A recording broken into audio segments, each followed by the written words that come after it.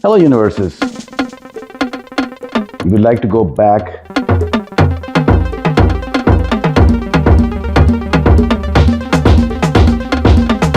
and let's be friends together. Hello, everyone. Welcome to another episode on our channel, My Friend Bob. Today, we will be discussing climate-friendly pollinator gardens. You might have realized in our last few episodes, we have been emphasizing on climate and how to manage things with everything shifting around us. There are ways to combat for our small gardens. You don't have to be a big farmer to manage it. There are certain ways. So let's discuss those. First of all, what's a pollinator? Bees, butterflies, hummingbirds, native beetles, you name it. What one should understand is bees, especially when it comes to honeybees. We always think of honeybees, especially that they give us honey. That is true. But that said, honeybees also do another thing, which is pollination. When they move from one flower to another, looking for nectar, they are also pollinating those flowers. And so a whole ecosystem works. Each pollinator has its own role, but at the end of the day, they all are doing almost the same thing. Now, we are struggling on this planet with habitat loss, also some man-made things, excessive use of pesticides, herbicides, chemicals, that we are destroying our own ecosystem. And then surely the effects of climate change, climate shift, as I always say, whichever word you prefer, but do acknowledge that there is something going on. That all said, a small backyard gardener can play their own role. The question is how. You can plant plants which are climate resistant, like plants which don't use too much water. They can tolerate heat, but at the same time, they are pollinators. Always grow pollinator-friendly plants. Now, the first question. What makes a garden pollinator-friendly? I alluded to, but use of native flowers, that's very important. Don't use pesticides and herbicides in your own gardens. Try to have flowers for continuous bloom. So what you're trying to do is have a garden growing where the flowers grow from early spring to late fall, especially in regions which get a lot of cold weather. Regions where you can do it year long, one should do it. Then also, not only you want to do a continuous garden, you also want to do a garden which is diverse, so that, as I said, each pollinator acts differently and they are attracted to different flowers. So do a garden which has a variety of flowers, so you can get your bees, your butterflies, your hummingbirds, whatever you need around your area. Now, the second question which arises, what makes a garden climate friendly? As I alluded to earlier, flowers which are drought tolerant, which are heat tolerant. They are for your local ecosystems. That is very important. And you need to keep on looking at your USDA hardiness zone map, because that has been shifting. In the couple of years that we have been doing this channel, our zone has shifted from 6A to a 7A now. Go and watch our channel, that where we have discussed about this shift, and we have done it a couple of times. Then focus on low maintenance perennials compared to perennials need a lot of water. That will help you also, especially in regions where drought is a problem. Last but not least, mulching and using compost also helps. Now, if we just talk about the United States and the way the map is divided, let's talk about a few pollinators that you can plant according to your own regions. This is not an exhaustive list. I'm just talking about a few. Just to give an idea, but do your own research.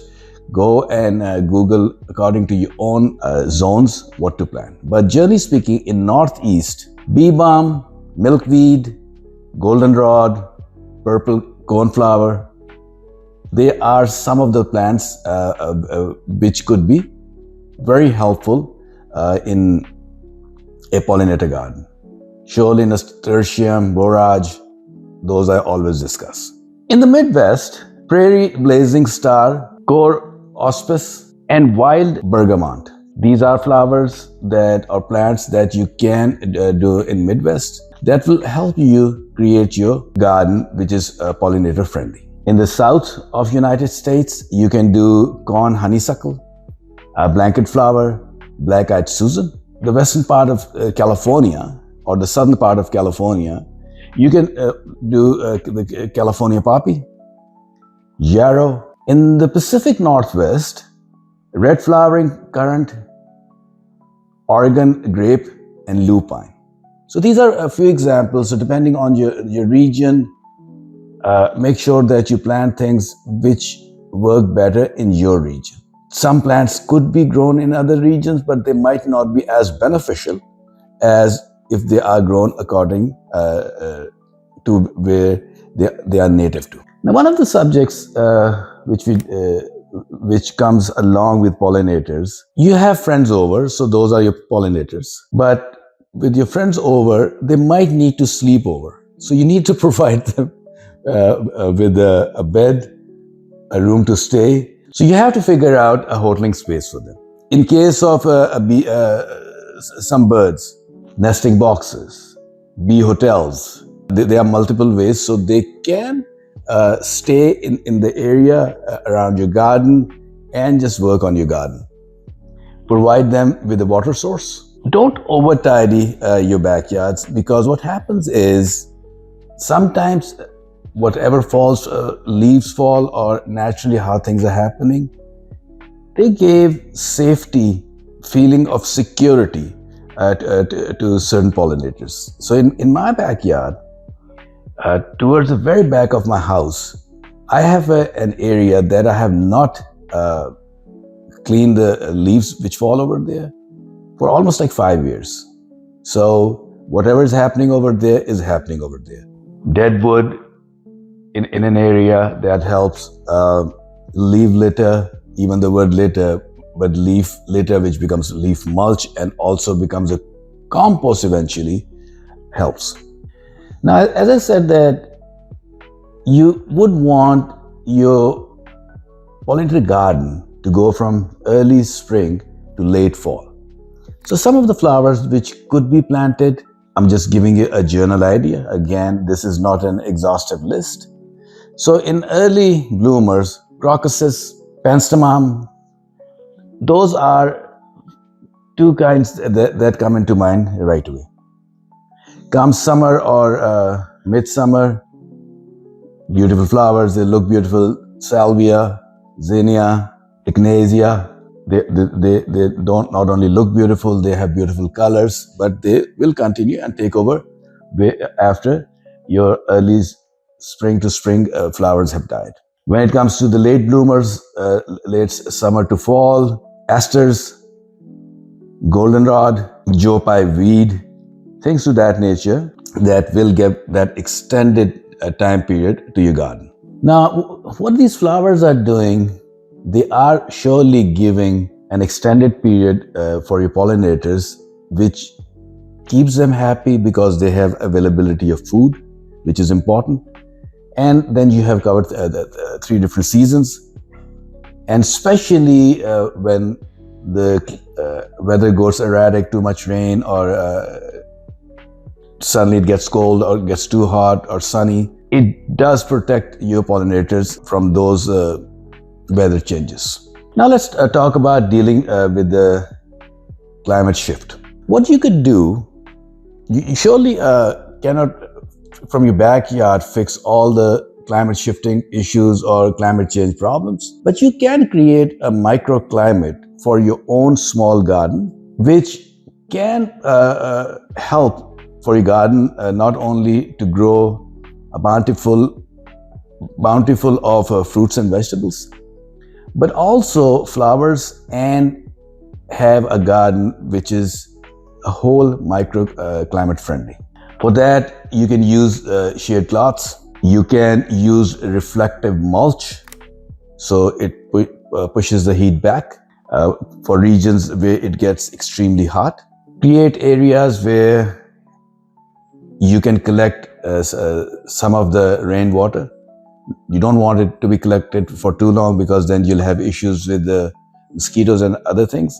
But after it rains, you have water source where for a few days after rain, these pollinators can call it home, can drink from them, bathe in it, things of that nature.